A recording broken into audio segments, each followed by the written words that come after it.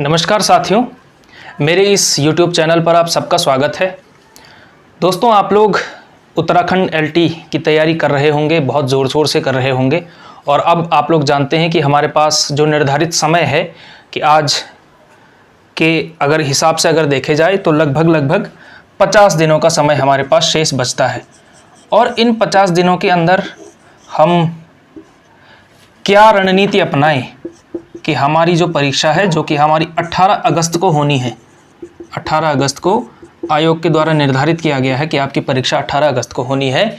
ये परीक्षा में हम कैसे अपना बेहतरीन स्कोर कर सकें, दोनों पेपर को मिला करके, और अपने सिलेक्शन को इंश्योर कर सकें, इस बारे में हम थोड़ी सी बात करने वाले हैं कि अगले 50 दिन आपको किस तरह से पढ़ना चाहिए, क्या आपकी रणनीति होनी चाहिए। और ये रणनीति हर विषय के लिए है, केवल किसी एक सीमित विषय के लिए नहीं, हर विषय के लिए ये रणनीति आपके लिए कारगर होने वाली है। ठीक है, तो अगर हम इसमें सबसे पहले बात करें तो पहला जो पॉइंट मैं आपके सामने डिस्कस करूंगा, पहली जो बात आपको ध्यान रखनी है सबसे पहले, क्योंकि मुझे लगता है कि ये परीक्षा वैसे 2 बार पोस्टपोन हो चुकी है।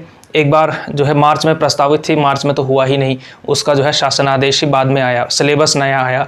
30 जून को ये परीक्षा होनी थी, फिर 30 जून से आगे बढ़ी है डेट, तो अब 18 अगस्त हम मान करके चल रहे हैं कि 18 अगस्त को आपकी परीक्षा होनी है। और मुझे लगता है कि अब जो है आयोग या सरकार पर ठीक ठाक दबाव होता है कि वो बार बार परीक्षा को पोस्टपोन ना कर पाए, तो 18 अगस्त आप मान करके चलिए कि आपकी परीक्षा होनी है। ठीक है, तो 18 अगस्त की जो ये परीक्षा होनी है, अब क्योंकि आपने सिलेबस की परीक्षा वैसे 30 जून के हिसाब से कुछ तैयारी आपने की होगी, तो मुझे लगता है कि बहुत सारे विद्यार्थियों ने कम से कम एक अच्छा खासा हिस्सा अपने सिलेबस का कवर किया होगा।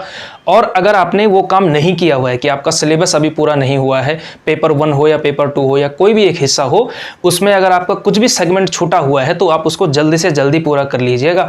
और इसमें जो मेरी स्ट्रेटजी रहेगी, मैं जो आपसे सजेस्ट करूंगा कि कम से कम 15 जुलाई तक आप जो है आपका जो बचा हुआ सिलेबस है, बचा हुआ पाठ्यक्रम है, वो आप किसी भी सूरत में पूरा करिए।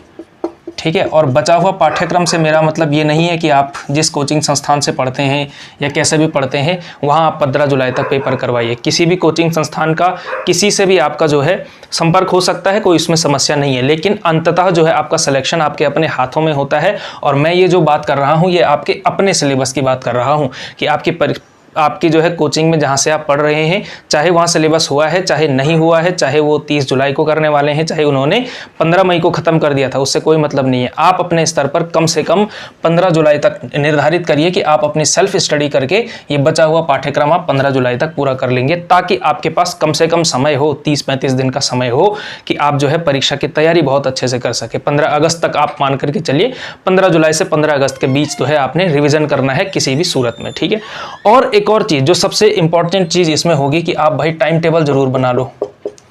टाइम टेबल अगर नहीं बनाया है तो टाइम टेबल आपको ज़रूर बना लेना है। देखिए, टाइम टेबल उन विद्यार्थियों का तो बना हुआ होता है जो फुल टाइम परीक्षाओं की तैयारी कर रहे होते हैं, प्रैक्टिस में होते हैं, तो उनका थोड़ा अभ्यास अच्छा होता है कि वो तैयारी कर रहे होते हैं। लेकिन बहुत सारी एक जनसंख्या ऐसी है, खास करके जो टीचिंग एग्जाम्स होते हैं, LT का जैसे ये एग्ज़ाम है, तो इसमें बहुत सारे अभ्यर्थी ऐसे होते हैं जो रेगुलरली परीक्षाएं नहीं दे रहे होते हैं। उसमें से खास करके कुछ किसी न किसी जॉब में सेलेक्टेड होते हैं, तो वो उन्होंने बहुत पहले 3-4 साल पहले कोई परीक्षा निकाली थी और वो उसमें नौकरी कर रहे हैं और अब LT में आए हैं। बहुत सारी हाउसवाइफ्स होती हैं कि जो अब केवल यानी कि CTET की परीक्षा के बाद सीधे जो है LT की परीक्षा देने वाले हैं, तो वो अगर जब उसकी तैयारी में नहीं है, लगातार प्रैक्टिस में नहीं है, तो उनके लिए सबसे इम्पॉर्टेंट हो जाता है कि वो टाइम टेबल अपना निर्धारित जरूर कर लें, क्योंकि जो परीक्षा देते रहते हैं उनका टाइम टेबल बना हुआ होता है, उन्हें थोड़ा सा अभ्यास होता है, इसमें उनको एज होता है। लेकिन जिनका नहीं है, जिनके पास समय नहीं है, कम से कम मैं कहूँगा कि जो नौकरी पेशा लोग हैं, अब उनके पास डिसएडवांटेज ये है कि ज़्यादातर जो गर्मियों की छुट्टियाँ हैं वो समाप्त हो चुकी हैं और जुलाई में आपको जो है अपनी जॉब भी करनी पड़ेगी और पढ़ाई भी करनी पड़ेगी। छुट्टी कर सकते हैं, व्यवस्था तो कर लीजिए, नहीं कर पाएंगे तो जहाँ तक आप जो है जो काम कर सकते हैं आपको टाइम टेबल निर्धारित करना है। तो जो नौकरी पेशा लोग हैं या हाउस वाइफ्स हैं, उनके लिए मैं कहूँगा कि कम से कम 6 से 8 घंटे का समय आपको किसी भी कीमत पर निकालना है। और जो फुल टाइम तैयारी कर रहे हैं, जिनके पास केवल पढ़ने का काम है और कोई काम नहीं है, उनके पास कोई बहाना नहीं है 12 घंटे से पहले उठने का, उन्हें कम से कम 10 से 12 घंटे की पढ़ाई करनी चाहिए, चाहे आपका सब्जेक्ट कितना ही आसान हो, चाहे आपका सब्जेक्ट कितना ही कठिन हो। कठिन सब्जेक्ट से मेरा मतलब उन विषयों को लेकर के है जिसमें सिलेबस बहुत बड़े बड़े हैं। जैसे अगर आप बात करें एलटी साइंस की, एलटी साइंस में इतना बड़ा सिलेबस है कि केमिस्ट्री का, जूलॉजी का, बॉटनी का, और वो 50 नंबर के 3 विषय आएंगे, 12.5 जितने भी उनका आपका मतलब उसमें निर्धारित किया गया होगा, करीब करीब 15-17 नंबर के आसपास। तो 17 नंबर के लिए आपको एक बहुत बड़ी केमिस्ट्री का हिस्सा पढ़ना पड़ेगा। तो उनको भी जो है किसी भी कीमत पर जो है वो सिलेबस आपको करना है, चाहे आपके पास छोटा सा सब्जेक्ट हो। जैसे छोटे सब्जेक्ट में मान करके चल रहा हूँ कि हिंदी भी एक छोटा सब्जेक्ट है। क्यों? क्योंकि एक ही विषय आपको पढ़ना है। उसी तरह से अंग्रेजी हो गया, संस्कृत हो गया, इस तरह के जो सब्जेक्ट्स हैं जिसमें आपको केवल एक विषय पढ़ना है। हालांकि इनका सिलेबस भी छोटा नहीं है, बड़ा है, लेकिन बाकियों की तुलना में तो साइंस हो गया, जो मैथ्स हो गया, उनकी तुलना में थोड़ा सा आप कम मान सकते हैं, या जो सोशल साइंस है उसकी तुलना में, चाहे बड़ा है चाहे छोटा है, सिलेबस जो है आपको 6 से 8 घंटे, और जो फुल टाइम पढ़ाई करते हैं, केवल तैयारी कर रहे हैं, 12 घंटे से कम आपको पढ़ना नहीं चाहिए। तो टाइम टेबल आप निर्धारित कर लीजिए, और टाइम टेबल में भी आपको टाइम टेबल किस तरह से बनाना है कि भाई पेपर 1 में हमारी स्थिति क्या है, पेपर 2 में हमारी स्थिति क्या है। ठीक है, पेपर 1 यानी कि जो आपका टीचिंग एप्टीट्यूड, रीजनिंग, जीएस, ये वाला जो हिस्सा है, इसमें हमारी स्थिति क्या है, इसके हिसाब से अपना तैयारी कर लीजिए। हर कोई अपने अपने अलग अलग लेवल पर होगा। किसी को रीजनिंग बिल्कुल नहीं आता होगा, खुला नहीं होगा, किसी ने जीएस थोड़ा बहुत किया होगा, किसी ने टीचिंग एप्टीट्यूड कम हिस्से किए होंगे, किसी ने पेपर 2, मुझे लगता है पेपर 2 की सब तैयारी आपने थ्रू आउट की होगी। पेपर 2 कोई नहीं छोड़ता, यानी कि जो आपका विषय है, सब्जेक्ट है, सब्जेक्ट की तैयारी आप लोग करते रहते हैं। और जो दरअसल गलती ज़्यादातर एलटी में करते हैं अभ्यर्थी लोग, जो मैंने सुना है अब तक, क्योंकि मैं तो पहली बार एलटी की तैयारी करवा रहा हूं, तो मैंने ज़्यादातर जो सुना है अपने अनुभव से, जो पिछली बार रिजेक्ट हुए थे, उनका जो ज़्यादातर कहना था, जो मानना था कि हमने सब्जेक्ट पर तो बहुत अच्छा फोकस किया, लेकिन हमारा जो ज़्यादातर जो काम बिगड़ा है उस समय पे, आप लोग जानते हैं कि पहले 70-30 का था, पिछला जो पैटर्न था 2020-21 का, कि 70 सब्जेक्ट, 30 का आपका जो है टीचिंग एप्टीट्यूड आता था केवल। तो उन्होंने कहा कि 70 में से हमने बहुत अच्छा स्कोर किया, लेकिन इस 30 में से हमने बहुत कम स्कोर किया। और ये गलती मुझे लगता है कि इस समय आपको नहीं करनी चाहिए, क्योंकि अब तो पेपर 1 का मार्जिन है आपका 50 और सब्जेक्ट है आपका 50। तो जब लगभग 50% यानी कि आधा सिलेबस आपका पेपर 1 है, तो आधा सिलेबस छोड़ना एक बहुत बड़ी मूर्खता ही मैं कहूँगा कि आप जो है इस पर जो है कम ध्यान देंगे। लगभग बराबर ध्यान देना है। और बल्कि मैं तो ये कहूँगा कि अगर आपने पेपर 2 बहुत अच्छे से तैयार कर लिया है, एकदम वो सिलेबस आपका कंप्लीट है, रिवाइज कर चुके हैं आप, तो पेपर 1 पर आपको ज़्यादा फोकस करना है। कि अगर आप 8 घंटे पढ़ रहे हैं, तो 8 में से आप लगभग 5 घंटे यहाँ देना शुरू करो और 3 घंटे यहाँ देना शुरू करो, अगर पेपर 1 अच्छे से तैयार नहीं किया है तो। ठीक, इसके अलावा जैसे पेपर 1 की तैयारी, पेपर 2 की तैयारी आपको बता दिया कि आप जो है अपने अपने विषय के अनुसार कर सकते हैं। इसमें जैसे, क्योंकि आप लोग जानते ही होंगे कि ये जो चैनल है, ये जो है हिंदी के विद्यार्थियों के लिए ज़्यादातर समर्पित है। तो इसमें जो है पेपर 2 के विद्यार्थियों के लिए, यानी कि हिंदी के लिए, हिंदी वालों के लिए एक अनाउंसमेंट, वैसे कम्युनिटी पर भी मैं डाल चुका हूं, लेकिन एक और अनाउंसमेंट मैं कर चुका हूं कि जो है आपके लिए रिवीजन की क्लासेस में कुछ लेकर के आऊँगा। करीब 25-30 क्लासेस होंगी। ठीक है, वो निर्धारित नहीं है कि कितनी क्लासेस होंगी, लेकिन रिवीजन पूरा करवाऊंगा मैं। ठीक है, नोट्स के माध्यम से, अपने नोट्स के माध्यम से, कुछ क्वेश्चंस के माध्यम से, जिस भी तरह से होगा, तो वो रिवीजन की क्लासेस जो है मैं आपके लिए करवाऊंगा। तो रिवीजन आपको अपने स्तर पे भी तैयार करना है, और मैं भी थोड़ा बहुत तैयारी इसमें करवा सकता हूँ। पेपर 1 की तैयारी करवाने में मैं असमर्थ हूँ, क्योंकि मैंने वो कभी पढ़ाया नहीं है। ठीक है, तो आपको अपने स्तर पर ही वो तैयारी करनी है, या कोई बहुत अच्छा और पढ़ा रहा हो, आप अपने स्तर पर तैयारी कर सकते हैं, तो बहुत अच्छे से उसको पढ़ सकते हैं आप। ठीक है, तो हिंदी वालों के लिए खास करके एक बात यह है कि आप जो है अपने स्तर पे कर सकते हैं। इसके अलावा एक काम आपको ज़रूर करना चाहिए, और वो है आपका प्रैक्टिस सेट। अगर आप जो है परीक्षा की तैयारी में लगातार नहीं जुटे हुए होते हैं, यानी कि ऐसे विद्यार्थी जो लगातार परीक्षाएं नहीं दे रहे होते, उनके लिए सबसे बड़ा फैक्टर होता है कि वो नर्वस हो जाते हैं। नर्वस फैक्टर जो है उनके सामने एक बहुत बड़ी समस्या होती है। तो उसके लिए जो सबसे इम्पॉर्टेंट चीज़ होती है वो है आपका प्रैक्टिस सेट। प्रैक्टिस सेट, अब प्रैक्टिस सेट आप, किताबें हो सकती हैं, बहुत सारे पब्लिकेशंस किताबें निकालते हैं, प्रैक्टिस सेट की स्पेशल किताबें निकालते हैं। हालांकि गुणवत्ता कैसी है, क्या है, वो आपको निर्धारित खुद करना है। अगर आपको लग रहा है कि वो किताब बहुत अच्छे लेवल की है तो आप करिए, नहीं लग रही है तो मतलब पहले पूछ लीजिए, रिव्यू कर लीजिए किसी का, है ना। इस तरह की चीज़ें आप कर सकते हैं, या फिर किसी संस्थान का ले सकते हैं आप, हमसे भी ले सकते हैं, कोई समस्या इसमें नहीं है, मैं उसमें लिंक डाल दूँगा। लेकिन खासकर ठीक है, कि कैसे आप जो है उससे ले सकते हैं। पेपर 1 की हो या हिंदी विषय की, तो मैं खुद बनाता हूँ सेट, तो वो जो है आप कर सकते हैं। हमारे संस्थान से लेना चाहें तो ले सकते हैं प्रैक्टिस सेट, या फिर अगर आप अपने स्तर पे प्रैक्टिस बना सकते हैं, वैसे अपना ही पेपर बना करके खुद सॉल्व करना तो ये मतलब थोड़ा सा अजीब सी बात हो जाएगी, लेकिन आप काम अगर ये कर सकते हैं, अगर आपके पास कोई ऐसा कम्युनिटी ग्रुप है, कम्युनिटी यानी कि हो सकता है आपके पास एक बड़ा टेलीग्राम ग्रुप है, हो सकता है आपके पास तैयारी करने वाले साथियों का एक बड़ा व्हाट्सएप ग्रुप है, तो आप जो है उस पर एक बहुत अच्छा एक इनिशिएटिव ये कर सकते हैं कि भाई कुछ विद्यार्थियों, हर किसी की बारी हो कि आज 20 क्वेश्चन ये लेकर के आएगा, 20 क्वेश्चन ये लेकर के आएगा, रोज़ एक टाइम टेबल सेट हो और जो है हर विद्यार्थी जो है अपने अपने हिसाब से 20 क्वेश्चन लेकर के आएगा जिसकी बारी होगी जिस दिन, और फिर जो है बाकी सारे लोग उसको सेट करेंगे। इस तरह की तैयारी की जा सकती है। मैंने जब यूजीसी नेट की तैयारी की थी या उससे पहले कुछ विश्वविद्यालयों की एमए की परीक्षा की तैयारी की थी, तो बहुत सारे ग्रुप इस तरह के बने हुए थे और मैंने कहीं से प्रैक्टिस सेट लिया नहीं था, केवल और केवल इस कम्युनिटी और टेलीग्राम चैनल के माध्यम से। टेलीग्राम ग्रुप बने हुए थे, खासकर यूजीसी नेट और इसको लेकर के खूब बने हुए होते हैं, जिसमें हजारों हजार विद्यार्थी, 5-5, 6-6 हजार मेंबर्स उसमें होते हैं। तो कुछ विद्यार्थियों ने इनिशिएटिव लिया और वो जो है प्रैक्टिस करवाते रहते थे, तो हमने तो इस तरह से तैयारी की है। वरना आपके पास विकल्प तो हैं, बहुत सारे संस्थान तैयारी करा रहे हैं, हम भी कराते हैं, प्रैक्टिस सेट आप कर सकते हैं, वो कोई बड़ा विषय नहीं है। आप लोग जानते हैं कि सोर्सेज आपको कहाँ से गैदर करना है, कैसे गैदर करना है, ये तो किया जा सकता है। साथ ही साथ एक इम्पॉर्टेंट चीज़ जो मैं आपके सामने शेयर करना चाहूँगा, इसमें जो एक बहुत काम की बात है, और ये विशेषतः मैं ह्यूमैनिटीज़ के विद्यार्थियों के लिए कहूँगा, खास करके ह्यूमैनिटीज़ के उन विद्यार्थियों के लिए जिनका सिंगल सब्जेक्ट है। सिंगल सब्जेक्ट यानी कि जो लैंग्वेज वाले सब्जेक्ट हैं उनके पास एक ही विषय पढ़ना है उनको। पहले हिंदी में संस्कृत भी पढ़ना पड़ता था 14-15 नंबर का, अब केवल और केवल हिंदी पढ़ना है, हालांकि थोड़ा ज़्यादा पढ़ना है लेकिन पढ़ना फिर भी एक ही विषय है। हिंदी हो गया, अंग्रेज़ी हो गया, हिंदी हो गया, अंग्रेज़ी हो गया, संस्कृत हो गया, इसके अलावा और विषय हो सकते हैं कुछ कुछ, जो आपको केवल एक विषय तैयार करना है और पेपर 1 तैयार करना है, आपका काम हो जाएगा। या फिर ह्यूमैनिटीज़ में कुछ और चीज़ें हो सकती हैं, ठीक है, खास करके एक SLSC इसमें आता है, यानी कि जो सामान्य विषय है सोशल साइंस। हालांकि इसका सिलेबस बड़ा है लेकिन उससे भी फ़ायदा ही मिलता है, क्योंकि आपकी फिर GS बहुत अच्छी हो जाती है इससे। ह्यूमैनिटीज़ के विद्यार्थियों के लिए मैं एक बात ज़रूर कहूँगा इसमें, कि ह्यूमैनिटीज़ के विद्यार्थियों को एक फ़ायदा ये होता है कि आपको जो है, जो पेपर 2 होगा ना, आपका पेपर 2, आपके पास निर्धारित समय है LT के पूरा पेपर करने का, 100 नंबर करने का, 2 घंटा, ठीक है।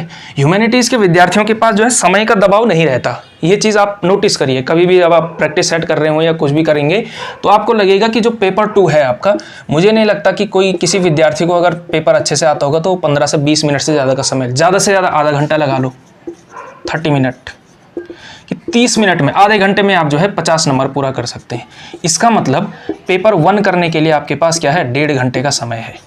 और ये 1.5 घंटे का समय आप कैसे कर सकते हैं? खास करके ह्यूमैनिटीज़ वाले खासकर ये कहते हैं कि हम तो कला वर्ग वाले हैं और हमको तो रीजनिंग आता ही नहीं है, हमने तो मैथ्स कभी पढ़ा नहीं, तो हमारा कमज़ोर है, इसी वजह से हम इसमें आ गए, रीजनिंग में आ गए। बहुत सारे लोग तो ऐसी इसी वजह से कहते हैं कि हम जो है बहुत अच्छे नहीं थे गणित और ये सारी चीज़ों में, इसलिए जो है आर्ट्स ले लिया, BA कर लिया। तो ये मतलब ये बहाने मुझे लगता है कि अब नहीं चलेगा कि हमारे पास समय नहीं है, तो इस वजह से मुझे लगता है कि 1.5 घंटे का जो समय आपके पास पेपर 1 के लिए मिल रहा है, अगर आप रीजनिंग में स्लो लर्नर भी हैं, धीरे धीरे भी करते हैं, तो भी कोई समस्या नहीं है। ह्यूमैनिटीज़ वालों को रीजनिंग के लिए अच्छा खासा समय मिलेगा, क्योंकि 1.5 घंटे में आपको पेपर 1 करना है। आप सोच करके देखिए ना, मैथ्स वाले, अब मैथ्स वाले कितने मजबूर हैं, उनको क्या करना है, 25 नंबर का मैथ्स करना है, 25 नंबर का फिजिक्स करना है, ठीक है, और फिर पेपर 1 भी करना है, और ये कुल मिलाकर के इनके लिए भी 2 घंटे का ही समय है। इसी तरह से बायोलॉजी वालों का लीजिए, जूलॉजी, बॉटनी, कुछ सवाल, कुछ तो तथ्यात्मक पूछा जाता है, केमिस्ट्री में बहुत सारी चीज़ें सॉल्व करने की होती हैं, ठीक है, तो वो सारी चीज़ें हैं। तो इनके तुलना में आप देखिए आप कितने ब्लेस्ड हैं इस मामले में कि आप जो है रीजनिंग को जो है आसानी से कर सकते हैं। और मुझे लगता है आपको रीजनिंग का कोई भी टॉपिक नहीं छोड़ना चाहिए, चाहे आपको नहीं आता है, आप बहुत कमज़ोर हैं, बहुत धीरे धीरे करते हैं, कोई समस्या नहीं है, आपके पास आधे घंटे का एडवांटेज है। आधे घंटे नहीं तो आप 20 मिनट का तो मान के चलिए, कम से कम एडवांटेज तो है। तो आप इस एडवांटेज का फ़ायदा उठाइए और रीजनिंग में जो है अपना अच्छे से मेहनत करिए। वो सारे टॉपिक जो भी आपके पास दिए गए हैं, वर्बल, नॉन वर्बल, आकृति वाला जो भी है, वो सारा का सारा आपको अच्छे से तैयार करना है, ताकि आप धीरे धीरे भी करेंगे। एक सवाल को 10 क्वेश्चन आएंगे रीजनिंग के, ज़्यादा नहीं, तो 10 क्वेश्चन आएंगे, धीरे धीरे भी करेंगे तो भी मुझे लगता है कि कम से कम आप ऐसी स्थिति में हो, इतनी अच्छे से आपने प्रैक्टिस की हुई हो कि 8 से 9 क्वेश्चन जो है आप कर पाएँ। और कोई 10 क्वेश्चन कर सकता है तो क्या ही कहने, वरना 8 के आसपास क्वेश्चन तो करने का टारगेट आपका होना ही चाहिए, खासकर ह्यूमैनिटीज़ वालों में, क्योंकि समय की बाध्यता नहीं है। ठीक है, ये जो आपको जो है समझनी ही पड़ेगी बात, खासकर ह्यूमैनिटीज़ वालों के लिए ये बात है। इसके अलावा जो बात मैं खास करके जो साइंस वाले हैं, अब साइंस वाले मुझे नहीं पता कितने विद्यार्थी इस वीडियो को देखेंगे, क्योंकि ये मतलब यूट्यूब का एल्गोरिदम इस तरह से चलता है कि जिस एक प्रकार का वीडियो बनता रहता है तो उसी प्रकार के विद्यार्थी उसको देखते हैं। जैसे हिंदी वाले विद्यार्थी ही इसको मैक्सिमम देखेंगे, ये मैं जानता हूँ, लेकिन अगर कोई देख रहा हो तो उसके लिए मैं कहना चाहूँगा, मैथ्स वालों के लिए, मैथ्स हो या साइंस, खास करके मैथ्स वाले विद्यार्थियों के लिए, भाई मुझे ये लगता है कि जो 25 नंबर की आपकी मैथ्स है, 25 की आपकी फिजिक्स है और 50 का आपके पास पेपर 1 है, ठीक है। जो गलती ज़्यादातर ये करते हैं, एलटी मैथ्स केवल नाम है, आप देखेंगे कि मैथ्स केवल 25% है, बाकी 75% तो मैथ्स के इतर है। आप इसके लिए क्या तैयारी कर रहे हैं, क्या आप इसकी तैयारी बहुत अच्छे से कर रहे हैं या नहीं कर रहे हैं, ठीक है। इस बार हर बार ही ऐसा होता है, लेकिन इस बार ज़्यादा है, क्योंकि पिछली बार मैथ्स का थोड़ा सा वेटेज ज़्यादा होता था, तो इस वजह से उसमें मैथ्स में अच्छे करने वाले सेलेक्ट हो जाते थे। मुझे इस बार ऐसा लगता है, और ऐसा होगा भी, लगता क्या है, ऐसी फैक्चुअल बात है कि वो विद्यार्थी खासकर मैथ्स में सेलेक्ट होने वाला है जो जनरलिस्टिक अप्रोच लेकर के चलेगा। ऐसा विद्यार्थी भी सेलेक्ट हो सकता है कि इसका मैथ्स बड़ा कमज़ोर है, वो मैथ्स में बहुत अच्छा नहीं था, लेकिन उसने फिजिक्स में कुछ अच्छा अंक किया, फिजिक्स में वो 15-16 लेकर के आया और पेपर 1 में 40 लेकर के आया, उसने जो है सारी कट ऑफ को पार कर लिया। इस तरह का विद्यार्थी भी पास हो सकता है। तो मुझे लगता है कि जो मैथ्स वाले या साइंस वाले, जिनका खास करके एक विषय पर अभी तक फोकस रहा है, आपका अगला 1 महीना पूरी तरह से पेपर 1 को डेडिकेटेड होना चाहिए। मुझे लगता है कि जो पेपर 1 बहुत अच्छे से करेगा वो अपने विषय में, और साइंस वाले विद्यार्थियों में, साइंस और मैथ्स वाले, वो जो है अच्छा खासा कॉम्पिटिशन कट कर सकते हैं और अपनी कट ऑफ को जो है निर्धारित कर सकते हैं, क्योंकि जनरली देखा जाता है मैथ्स और साइंस में कट ऑफ बहुत ऊंचा नहीं जाता है ह्यूमैनिटीज़ की तुलना में, ठीक है। तो इस वजह से पेपर 1 को आप इंश्योर करिए कि कुछ ना कुछ उसका पढ़िए, सीडीपी को अच्छे से पढ़िए, जो आपका टीचिंग एप्टीट्यूड है, रीजनिंग का समय मिल पाएगा नहीं मिल पाएगा वो आप जो है टाइम मैनेजमेंट देख लीजिएगा, जीएस थोड़ा सा सही से कर लीजिएगा, लेकिन टीचिंग एप्टीट्यूड आप इतने अच्छे से तैयार करिए कि आप अच्छे से अच्छा स्कोर कर पाएँ। यानी कि जितना आपका माना मैथ्स का एक एवरेज विद्यार्थी एलटी मैथ्स से तैयारी करने वाला माना पेपर 1 में करता 25 अंक, आप कोशिश करिए कि आप जो है 30+ करें, तो जो थोड़ा सा एवरेज से ऊपर करेगा ना पेपर 1 में, उसका सिलेक्शन के चांसेस ज़्यादा होंगे मैथ्स वाले विद्यार्थियों के लिए, मुझे ऐसा लगता है इस बार। और देखिएगा भी, आप रिजल्ट देखेंगे तो आप हैरान नहीं होंगे इस बात को लेकर के, ठीक है। मैं तो बिल्कुल नहीं होऊंगा कि एक ऐसा विद्यार्थी सेलेक्ट होगा जिसकी अप्रोच जो है जनरलिस्टिक होगी, वो मैथ्स का भले ही वो प्रकांड विद्वान ना हो या केवल फिजिक्स का प्रकांड विद्वान ना हो, लेकिन अगर वो तीनों सब्जेक्ट थोड़ा थोड़ा अच्छा करेगा तो निश्चित रूप से वो करेगा। और मैं इसलिए ऐसा कह रहा हूँ, पिछली बार जबकि 70 मार्क्स का आपका सब्जेक्ट होता था और 30 मार्क्स का आपका टीचिंग एप्टीट्यूड या सीडीपी उसको कहा जाता है, जो भी आप कहें, वो होता था, तब भी मैंने ये सुना है कि अंग्रेज़ी या एक विषय था, मतलब विषय का नाम हमने ही लिया है, तो अंग्रेज़ी में कुछ विद्यार्थी ऐसे थे, सर बताते हैं कि एक विद्यार्थी के 51 अंक थे 70 में से। अब 70 में से 51 अंक लाना बहुत बड़ी बात होती है, इतना अच्छा उसका सब्जेक्ट था, और सीडीपी में उसने स्कोर किया है 6 अंक, टोटल आया 57, कट ऑफ शुरू होती है 58-59 पे। एक 2 नंबर से चूकते हैं इस वजह से कि 70 में से लेकर के आए 50 अंक, टीचिंग एप्टीट्यूड में लाए 6 अंक, कुल मिलाकर के आए 56 नंबर, कट ऑफ थी 59 पे। ऐसा बहुत से विद्यार्थियों का हिंदी में ऐसा हुआ, हिंदी की कट ऑफ 65 थी, ठीक है। हिंदी में ज़्यादातर जनरली ऊपर ही जाती है, क्योंकि सिलेबस जो है अच्छे से तैयार किया जा सकता है, ठीक है। तो 65 का कट ऑफ था। एक विद्यार्थी ऐसा था जिसके केवल और केवल, इस बार हमारे बैच में भी वो है कि 8 अंक उसके जो है सीडीपी में थे, ठीक है, और उसके इस तरह के अंक थे, वो करीब 61 अंक उसके टोटल आए थे, यानी कि उसका 53 अंक शायद जो है उसमें थे। 70 में से वो 53 लेकर के आया, टोटल 8 लेकर के आया, 61 पे अटका, 65 नंबर जनरल की कट ऑफ थी।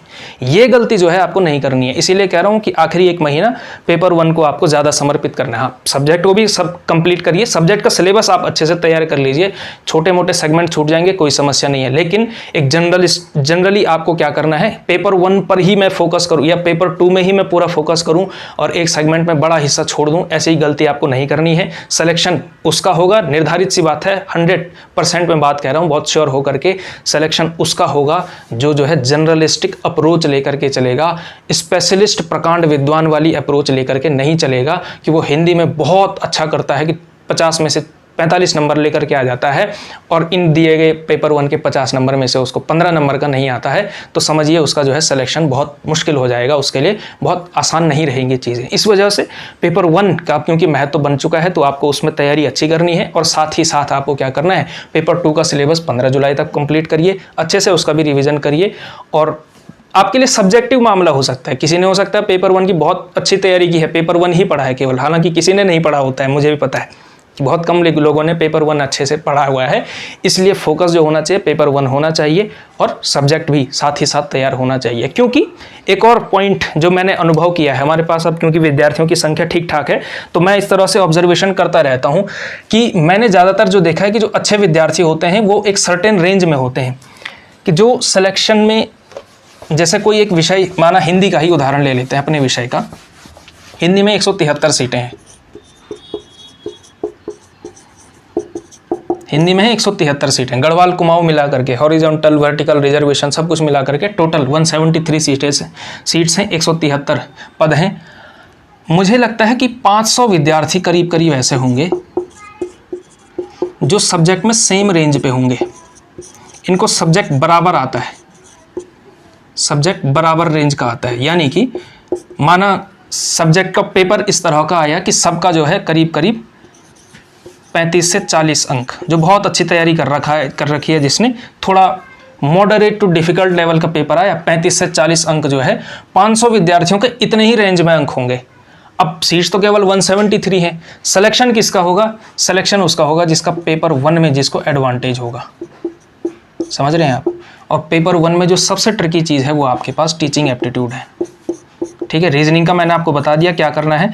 अच्छा, जीएस जो जीके है आपके पास, वो बहुत ऐसा जीएस भी नहीं है कि आपको उसके लिए बहुत मेहनत करनी है। अगर आपने कभी उत्तराखंड जीवन में नहीं पढ़ी है, उत्तराखंड में 4-5 सवाल उत्तराखंड के आने वाले हैं, 10, देखिए जीएस और उत्तराखंड मिला करके आपके पास 10 अंक का आएगा। उत्तराखंड आपने कभी अगर जीवन में नहीं पढ़ी, कोई परीक्षा नहीं दी है, तो उत्तराखंड आप स्किप करिए। अगर मैं इस परीक्षा की तैयारी कर रहा होता, तो जैसे मेरा केस है, मैंने कभी उत्तराखंड की परीक्षाओं की तैयारी नहीं करी, तो इस वजह से मैंने कभी उत्तराखंड की उस तरह से अध्ययन नहीं किया है। तो अगर मैं इस परीक्षा की तैयारी कर रहा होता, तो मैं उत्तराखंड का 4-5 नंबर का सिलेबस छोड़ देता, थोड़ा बहुत करता, हल्का बहुत जो भी आपको प्रैक्टिस में मिल जाता है, थोड़ा बहुत जनसंख्या देख ली, जैव विविधता देख लिया, हल्का बहुत, लेकिन बहुत डेप्थ में इतिहास में नहीं पढ़ता। अगर मेरी बात होती, 1-2 सवाल आते, उसके लिए आप कितनी मेहनत करेंगे। जीएस का मैं जो है कुछ भी नहीं छोड़ता, क्योंकि जीएस में क्या है, खेल खिलाड़ी हो गया, छोटी मोटी चीज़ें आपसे पूछे जाएंगे, किताबें किसने लिखी हैं, पुरस्कार किसको क्या मिला है, 1-2 करंट अफेयर की चीज़ें। करंट अफेयर को लेकर के भी आपको बहुत चिंतित नहीं होना है, ठीक है। आप मान के चलिए करंट अफेयर भी आप छोड़ करके चलेंगे, कोई समस्या नहीं है। जीएस में अगर आप कर सकते हैं, 10 में से 5 नंबर का आसपास सिलेबस कवर करके चलेंगे, कोई समस्या होने वाली नहीं है, बहुत मुश्किल ये काम नहीं है। रीजनिंग मुझे लगता है कि आप अच्छे से करिए, 8 नंबर के आसपास का कम से कम टारगेट लेकर के चलिए। 10 नंबर कर सकते हो तो बहुत ही अच्छा। टीचिंग एप्टीट्यूड बढ़िया से करिए, क्योंकि इन 500 विद्यार्थियों का, मैं मतलब लगभग 500 विद्यार्थियों की बात कर रहा हूँ कि ये सेम रेंज में होंगे और सिलेक्शन उसका होगा जो पेपर 1 में बेहतर होगा, ठीक है। तो अंततः अगर कोई चीज़ आपको एलिमिनेट कर सकती है, एलिमिनेट यानी कि आपको जो है सिलेक्शन रोक सकती है, तो वो पेपर 1 है, ठीक है। और सिलेक्शन होता अंततः तो पेपर 2 के आधार पर है कि जो पेपर 2 में ही पिछड़ गया, वो पेपर 1 में कितना कवर कर लेगा, ठीक है।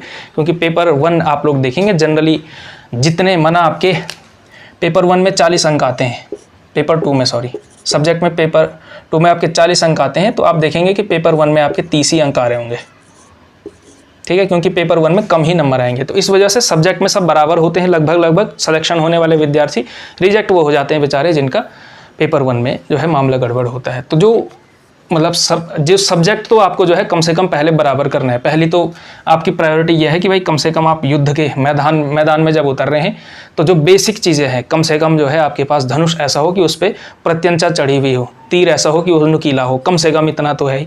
बाकी तो जो है तेल पुर्जे जो है आपको तैयार करने हैं पेपर 1 के, जो आपको अगले 45 से 50 दिनों के अंदर तैयार करने हैं। बाकी हिंदी वालों के लिए हमने बात कर ही दी है कि रिवीजन सीरीज़ हम लेकर के आएंगे। बाकी अपने विद्यार्थी मतलब जो अलग सब्जेक्ट के हैं, आप अपने टीचर से अगर वो करवाना चाहें तो करवा सकते हैं, नहीं करवाना चाहें तो आप अपने स्तर पे तैयार करिए, क्योंकि किसी भी टीचर के भरोसे बैठना हालांकि जो है अपने आप में जो है एक कह सकते हैं कि बहुत समझदारी की बात तो नहीं है कि वो नहीं पढ़ाएगा तो हम कैसे पढ़ेंगे और हम नहीं पढ़ेंगे, ये बात करना तो बहुत गड़बड़ की बात है। ठीक है, तो आपको तैयारी बहुत अच्छे से करनी है। तो आज की वीडियो में मुझे लगता है कि हम पर्याप्त चर्चा कर चुके हैं, इतने ही पॉइंट मुझे डिस्कस करने थे। ठीक है, तो आगे मौका मिलेगा तो जो है पेपर 1 को लेकर, पेपर 2 को लेकर जो भी आपकी इंक्वायरीज़ होंगी उसको लेकर हम ज़रूर मैं आपके सामने उपस्थित रहूँगा। ठीक है, तो फिलहाल आज की वीडियो में इतना ही। पढ़ते रहिए और बहुत यानी कि अच्छे से आपको जो है मन लगा करके पढ़िए, डिमोटिवेट मत होइए, बहुत अच्छे से तैयारी करिए, कोई समस्या की बात नहीं है। जो पढ़ेगा उसी का सिलेक्शन होना है अंततः। Thank you.